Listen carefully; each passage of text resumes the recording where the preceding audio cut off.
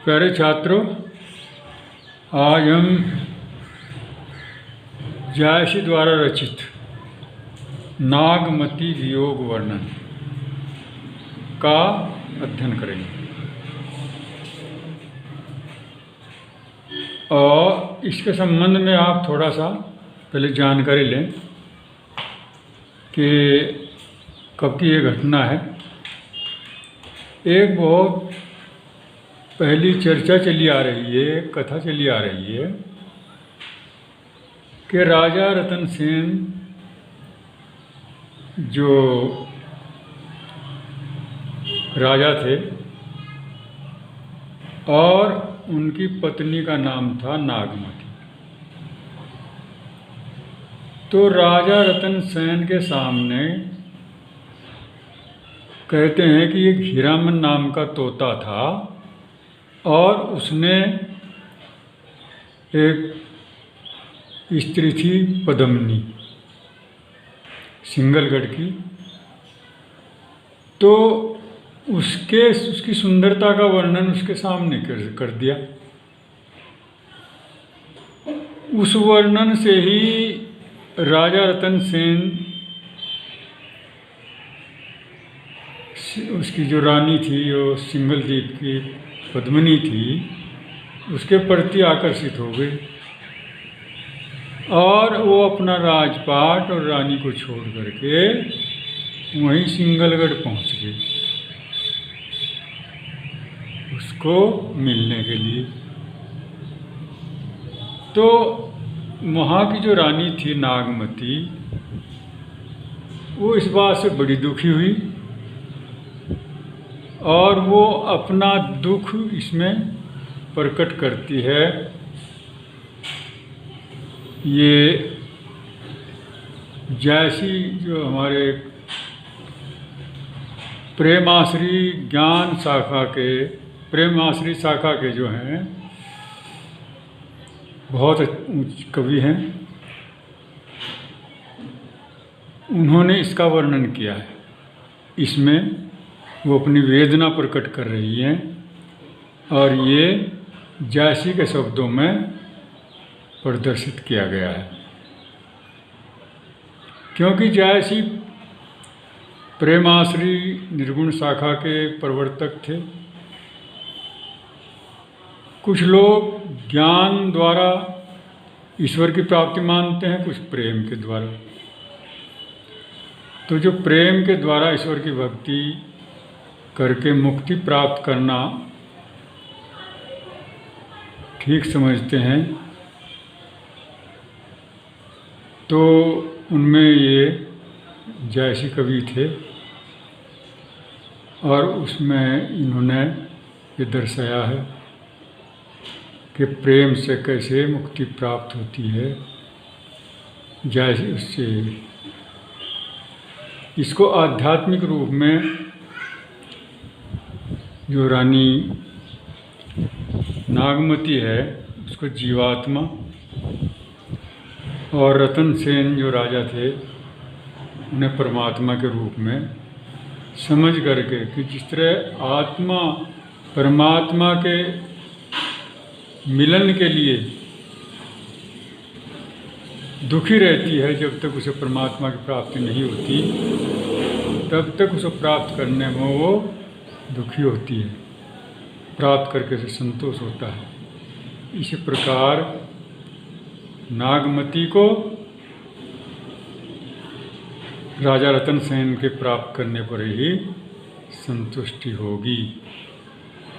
ये इसमें आध्यात्मिक रूप में लिया गया है और इसका वर्णन करते हैं। अब हम इसका भावार्थ कहेंगे। पहले इसका वाचन करेंगे और फिर इसका भावार्थ कहेंगे। नागमती चित्तगुर पथ हेरा, पिउ जो गए पुनि कैनन फेरा। नागर काहु नारी बस परा, तेई मोर पिउ मोह सोहरा। सुआ काल हुई लेगा पीऊ, पीऊ नहीं जात जात बरु जीऊ। भयउ नारायण बावन करा, राज करत राजा बलिछरा। करन पास लिन्यहु के छंदु, विप्र रूप धरि झिलमिल इंदु। मानस भोग गोपी चंद भोगी, लेई अप्सवा जलंधर जोगी। लय कान्हि भा करुर अलोपी, कठिन बिछोह जियहि किमि गोपी।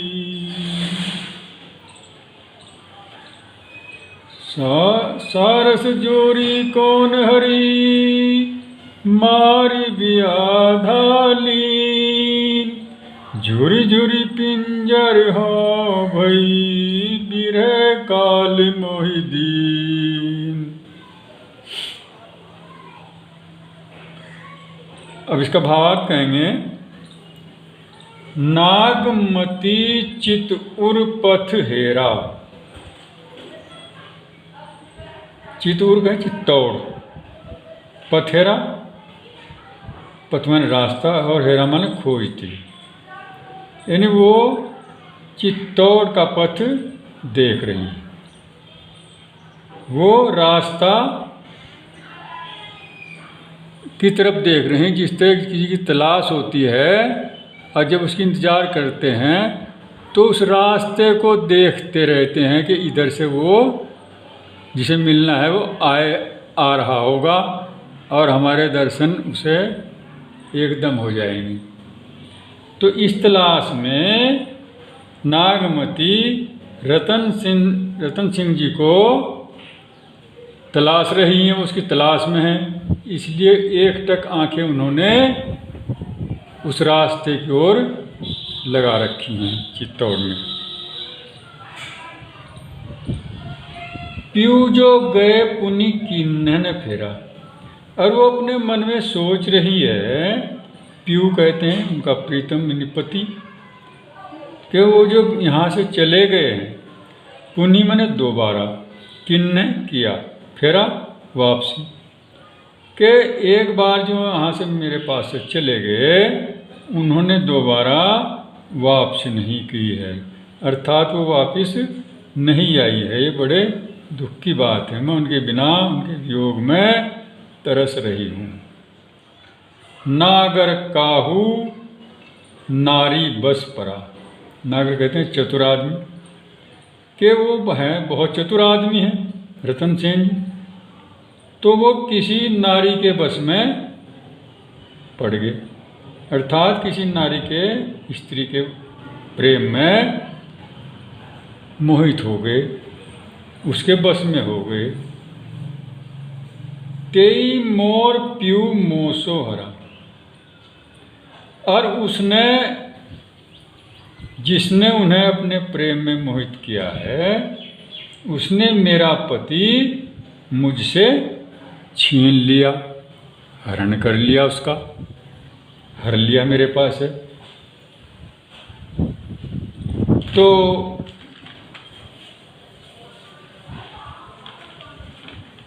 और सुवा काल होई लेगा पीऊ। सुवा काल होई लेगा पीऊ। सुवा जो है तोते को कहते हैं, काल मृत्यु, होएगा पीऊ। तोता जो है वो मेरे लिए काल बन गया, मृत्यु बन गया। क्यों मृत्यु बन गया? क्योंकि मेरे पति को वो ले गया बहका करके, रानी पद्मिनी की प्रशंसा उसके सामने करके। तो मेरे लिए तो वो तोता ही काल बन गया। पीऊ नहीं जात जात बरु जीव। और मेरे जो पति हैं वो ही नहीं गए, बल्कि मेरा जी ही चला गया। मेरा जो जीवन है वही समाप्त हो गया उनके जाने से। मेरे जीवन में अब कुछ भी शेष नहीं रहा। भयउ नारायण बावन करा। और मेरे लिए वो ऐसे उन्होंने अनेक उदाहरण दिए कि किस प्रकार उन्होंने मुझे दुखी किया है, कैसे मेरे साथ धोखा किया है। वो इस बात को अनेक उदाहरण दे दे करके समझा रहे हैं। भयउ इन हो गए नारायण, जैसे विष्णु भगवान जो थे वो 52 करा, 52 अंगुल का शरीर बनाकर, बौना कहते हैं उसे, कि वो 52 और 52 अवतार भी उन्हें कहते हैं कि वो 52 अवतार थे।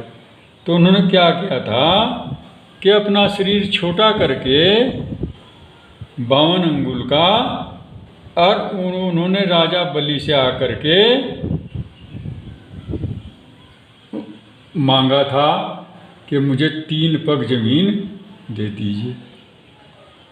और 3 पग जमीन उन्हें ऐसा मालूम था कि छोटा सा आदमी है, 3 पग जमीन तो बहुत कम है। तो राजा बलि ने उन्हें वो वचन दे दिया। लेकिन जब वो नापने लगे तो उन्होंने शरीर अपना बहुत बड़ा कर लिया और उसको पृथ्वी को एक ही पग में नाप लिया। तो ये उन्होंने छल किया। तो इस प्रकार कहते हैं कि जिस प्रकार विष्णु जी ने 52 अवतार का रूप धारण कर 52 अंगुल का बन करके राजा बलि को छल लिया था, उनके साथ छल किया था, इसी तरह उस तोते ने भी मेरे साथ छल किया है। और करण पास लिन्यु कै छंदु, विप्र रूप धरी झिलमिल इंदु। और इंद्र ने, इंद्र देवता हैं, उन्होंने कर्ण से, जो महाभारत में कर्ण हुए हैं, उनसे वरदान मांग लिया कि मुझे आप अपने शस्त्र दे दीजिए। एक शस्त्र ऐसे थे कि जो बहुत कीमती था, जो उनके शरीर से चिपका हुआ था, तो उसको मांग लिया। ब्राह्मण, उन्होंने ब्राह्मण समझ करके उसे वो दे दिया। विप्र रूप धरी झिलमिलिंदु। और जब वो ब्राह्मण का रूप बनकर के आए थे ना, तो उन्हें समझा कोई ब्राह्मण है बेचारा और वो भिक्षा में से मांगता है, चलो कोई बात नहीं, दे दिया। लेकिन फिर पता चला उस कहानी का कि उन्होंने अर्जुन के लिए मांगा था। अर्जुन का शिष्य था कि वो उसे उसका इस्तेमाल करके विजयी बन जाएगा और राजा कर्ण जो है ये हार जाएगा। तो वो भी छल किया था, इसलिए उसका उदाहरण देती है। और अगला उदाहरण क्या देती है कि मानस भोग गोपीचंद भोगी। और राजा गोपीचंद एक बड़े अच्छे राजा हुए और भोगी थे, वो योगी नहीं थे। योगी और भोगी, योगी जो योग साधना करके परमात्मा की भक्ति करते हैं, और भोगी होते हैं जो सांसारिक भोगों को भोगते हैं। तो गोपीचंद योगी नहीं थे, भोगी थे। तो वो बड़े आराम से, बड़े सुख चैन से प्रजा पर शासन कर रहे थे, राज्य चला रहे थे और उसका भोग कर रहे थे। लई अपस्वा जलंधर जोगी। और एक जालंधर नाम का योगी था, वो उन्हें बहका करके कि राजा से बड़ा योगी होता है और आप लोग योग साधना करिए। उन्हें ऐसा उपदेश दे करके और उन्हें बहका करके उनसे ले गया। तो वो राजा गोपीचंद जी थे, वो जालंधर योगी के साथ चले गए। उनके साथ भी धोखा हुआ। ल कान्ही भा अकरूर अलोकी, और कान्ह यानी कृष्ण जी, कृष्ण जी कौन ले गया था? अकरूर, वो भी वहाँ से जब उसे ले करके अलोकी गायब हो गया, यानी वहाँ से ब्रज से अकरूर कृष्ण जी को लेकर के चला गया। कठिन विछो जियहि कीमी गोपी, और इतना बड़ा विछो हुआ वहाँ की जो गोपियाँ थी, उन्हें इतना बड़ा वियोग हुआ, इतना बड़ा दुख हुआ उनके जाने का, कि वो कह रही हैं कि जिए ही कीमी कीमी, मतलब किस प्रकार गोपी किस प्रकार जीवित रहें, कृष्ण जी के बिना गोपी किस प्रकार जीवित रह सकती हैं, उनसे बिछुड़ करके वो कैसे रहें। तो उनके साथ भी धोखा किया गया। तो इसी प्रकार जिस प्रकार ये बताया गया है, कई उदाहरण दिए हैं, इसी प्रकार रानी नागमती के साथ भी रतन सेन को ले जा करके तोते ने धोखा किया, छल किया। सारस जोरी कौन हरी, मारी व्याधा लीन। सारस के कहते हैं कि सारस की जोड़ी होती है पति पत्नी की, कि वो अगर उनमें से एक मर जाता है तो दूसरा भी उसके वियोग में मर जाता है। तो कहता है, जायसी ने लिखा है कि सारस की जोड़ी जिस प्रकार अलग नहीं रह सकती है, हालांकि मारी व्याधा या शिकारी अगर उसे मार देता है एक को, तो दूसरा जो है उसके वियोग में मर जाता है। तो रानी कहती है कि जिस प्रकार सारस और सारसी का जोड़ा अलग नहीं हो सकता, एक दूसरे के वियोग में अगर कोई सान में से मर जाता है तो दूसरा भी मर जाता है, इसी प्रकार मैं भी राजा रतन सेन के वियोग में झुरझुर करके पिंजर हो गई हूँ, मेरा कंकाल हो गया है। झुरझुर के मैंने उसमें दुखी हो करके विरह काल मोहिदीन, क्योंकि उस तोते ने मुझे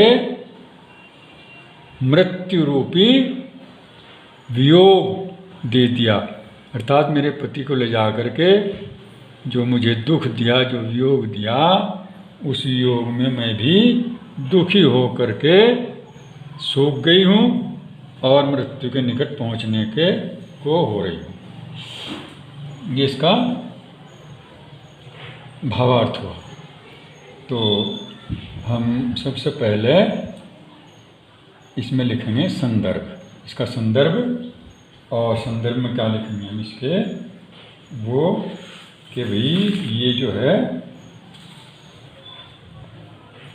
पंक्तियाँ उसने ऐसे लिखेंगे से, प्रस्तुत पंक्तियों में जायसी ने रानी नागमती के विरह का वर्णन किया। हीरामन तोते के मुख से रानी पद्मावती की सुंदरता का वर्णन सुनकर राजा रतन सेन उसे प्राप्त करने की लालसा से उसके देश की ओर चल पड़ता है। काफ़ी दिन बीत जाने पर भी वह वापस नहीं लौटता। इधर रानी नागमती उसके विरह में व्यथित है। नागमती की व्याकुलता का वर्णन करते हुए जायसी कहते हैं कि ये यहाँ से फिर आगे शुरू होगा, और इसमें ही इसका जो है इसके सामने जो हर पद खंड के सामने उनका काव्य सौंदर्य में जिन चीज़ों की जरूरत है व्याकरण की, वो सब दिए गए हैं, सामने लिख दिए गए हैं, और आप उन्हें देख लेना अच्छी प्रकार। तो इनके सबके इसमें तो प्रसंग भी आ गया, लेकिन अगले जो पद खंड हैं उनमें हम उस समय का वर्णन जो है उसे प्रसंग के रूप में लिखेंगे, शॉर्ट रूप में बहुत। तो अब दूसरा चलिए। पीयू वियोग अभी बाउर जीव, पपिहा नीति बोले पीयू पीयू। अधिक काम दाधे सो रामा, हरि ले सुआ गयऊ पीयू नामा। बिरह बानु तस लाग न डोली, रक्त पसीज भीज गई चोली। सूखा हिया हार भारी, हरे हरे प्राण तजई सब नारी। खनिक आव पेट में सासा, खनहि जाई जीव होई निराशा। पवन डोलावैसी चही चोला, पहर एक समुझई मुख बोला। प्राण पयान होत को राखा, को सुनाव पीतम कै भाका। आही जो मारे बिरह के, आग उठे ते ही लाग। हंस जो रहा शरीर में, पाख जरागा भाग। इसकी व्याख्या। पीयू वियोग अब बाउर जीव। पीयू के वियोग में, पति के वियोग में, पति के दुख में, अब बाउर जीव, मेरा जीव जो है, मेरा मन जो है वो बावला हो गया, मैं पागल हो गई। पपिहा नित बोले पीयू पीयू, और मैं ऐसे बोल रही कि जिस प्रकार पपिहा पीयू पीयू बोलता है, और मैं क्या बोल रही हूँ, पति पति। वो पति पति की ही रट लगा रखी है उन्होंने, कि जिस प्रकार पपिहा उसके पपिहा गए चातक पक्षी को, कि वो जो स्वाति नक्षत्र में पानी पीता है, तो उस स्वाति नक्षत्र की इंतज़ार में कि उससे बादल आएंगे और पानी पिएंगे, तो उसी की रट लगा रखता है पीऊ पीऊ करके। तो इस प्रकार कवि कहता है कि वो रानी नागमती भी इस तरह ही पति पति की उसने रट लगा रखी है। अधिक काम दाध है सो राम, और रानी कह रही है कि मैं काम वासना से दग्ध हो रही हूँ, क्योंकि उन्हें काम वासना की जो तृप्ति होगी वो पति के होने से ही होगी, और पति उनका चला गया, तो इसलिए वो उस काम वासना से दुखी हैं। हरि ले सुआ गयो पीयू नाम, और सुआ जो है, ये तोता जो है, वो मेरे पति के नाम को भी हर ले गया। अर्थात अब कोई नाम भी नहीं लेता उनका नाम भी भूल गए, तो क्योंकि काफ़ी दिन हो गए उन्हें गए हुए को, और जब काफ़ी दिन हो जाए किसी को तो उसके संबंध में भूल भुलैया हो जाती है। तो कह रही है कि हरि ले सुआ गयो पीयू नाम, और वो मेरे पति को तो लेगा लेकिन उसके नाम को भी हर ले गया। कितने दुख की बात है, कितनी पीड़ा उसे हो रही है। बिरह बाण तस लाग न डोली, और बिरह के बाण मेरे इस तरह लग रहे हैं, वियोग के दुख से जो दुख हो रहा है, उस समय इतनी दुखी हो रही हूँ कि पति से जो मुझे विरह हो रहा है कि रक्त पसीज भीज गई चोली। जो विरह के बाण चल रहे हैं उनसे न डोली, यानी मैं डोल भी नहीं सकती, बैठी बैठी ही उन्हें, लेटी लेटी ही उन्हें सहन कर रही, और मुझे इतने दुखी कर रहे हैं कि मेरा रक्त भी पसीज गया, और मेरे रक्त उसके आंसू जो हैं उनसे में इतने आंसू आ गए हैं कि उन आंसुओं से मेरी चोली भीग गई है। मैं इतनी दुखी हो रही हूँ जिनसे आँखों से जो आंसू बरस रहे हैं उनसे मेरी चोली जो पहनने का कपड़ा होता है स्त्रियों का, उसे कहते हैं कि वो भी भीग गया। सूखा हिया हार भा भारी, और मेरा हृदय सूख गया। क्यों? क्योंकि वियोग में वो वियोग उन्हें इतना हो गया कि जिनका शरीर भी सूख गया और हृदय भी उनका सूख गया। हार भा भारी, और वो इतना सूख गया कि जो पहनने का हार होता है वो भी उन्हें भारी महसूस होने लगा, क्योंकि सजावट के लिए पहना जाता है हार, लेकिन वो जो सजावट भी उन्हें आज दुखी कर रही है, अर्थात सजाने की वस्तु से भी उन्हें कष्ट हो रहा है, वो भी उन्हें भारी महसूस हो रही है, क्योंकि कमजोरी में ऐसा ही होता है। हरे हरे प्राण तजही सब नारी, और सब नाड़ियाँ, नारी माने नाड़ी, शरीर की जो नाड़ी हैं, मैं इतनी कमज़ोर हो गई हूँ कि सब शरीर की मेरी नाड़ियाँ आहिस्ता आहिस्ता उनसे जीव बाहर निकलने लग रहा था, मैं मरने लग रही हूँ, मेरे प्राण निकलने लग रहे हैं, नाड़ियाँ प्राणों को छोड़ने लग रही हैं। अर्थात जैसे थोड़ा थोड़ा होता है, शरीर ठंडा होता चला जाता है और नाड़ियाँ सब सिमटती चली जाती हैं, अपना कार्य छोड़ देती हैं, तो इस तरह ही वो बता रही हैं कि मेरी भी सारी नाड़ियाँ अब प्राणों को छोड़ने लग रही हैं, मैं मरने के नज़दीक पहुँच रही हूँ।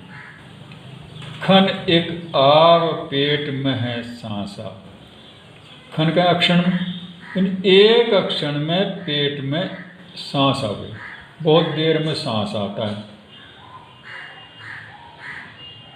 सांसा। खन ही जाई जीव होई निराशा, और एक अक्षण में ही वो चला जाता है।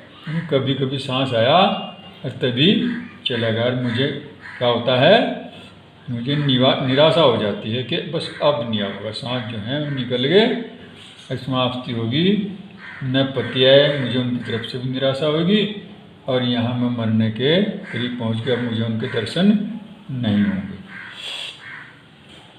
पवन डोला वही सींच ही चोला, और स्त्रियां जो मेरे पास बैठी हुई हैं वो मुझे हवा झोल रही है, पंखे से हवा कर रही। पवन मैंने हलावा डोला वही हवा करना, कि हवा कर रही है पंखे से, सींच ही चोला, और उससे मुझे कुछ शांति संतुष्टि मिल रही है।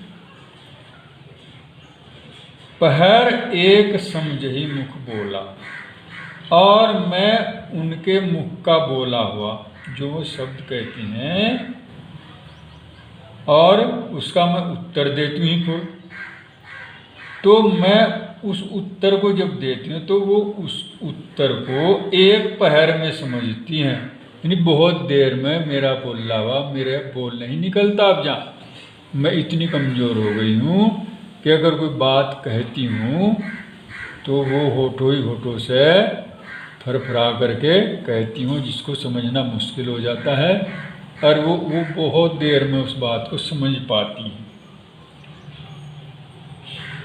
प्राण पयान होत को राखा, और मेरे प्राण अब पयान करने लग रहे हैं। पयान मतलब चले जाना, वो जाने वाले हैं। और होत को राखा, और उन्हें कौन रख सकता है, कौन रोक सकता है?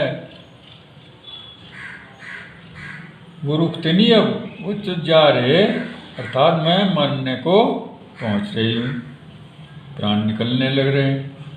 को सुनाव प्रीतम के बाका, मुझे प्रीतम का भाषण, प्रीतम का बोल, प्रीतम का कहेगा अपने राजा रतन सेन का, जो उनके पति थे, उनकी भाषा, उनका व्याख्यान, उनकी बात को मुझे कौन सुना? वो तो वही सुनाऊँ ना।